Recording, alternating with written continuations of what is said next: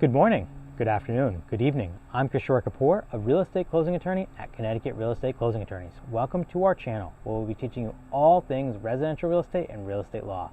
Whether you're buying your first home or your fifth home, our channel will teach you something new with every video.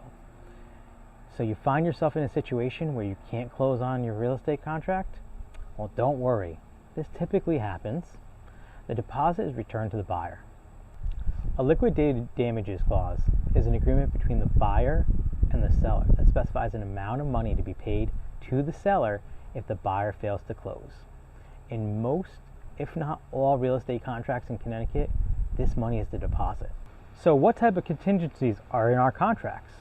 There are typically three types of contingencies. The first is the home inspection contingency. The home inspection contingency is a clause in the contract that allows you to back out of the closing if you're unhappy with the results from a home inspection. If the home inspector finds major problems with the property, you could just use this as a reason to back out of the contract without losing your deposit.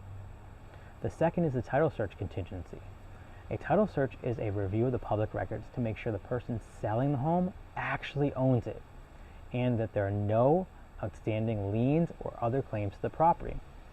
If the title search reveals any problems with the ownership or any claims, the seller can't close since they have to provide you good legal title, and you can back out of the deal and get your deposit back. Finally, the mortgage contingency. The mortgage contingency allows you to back out of the deal if you're unable to get a mortgage approval or if the loan falls apart by a specific date.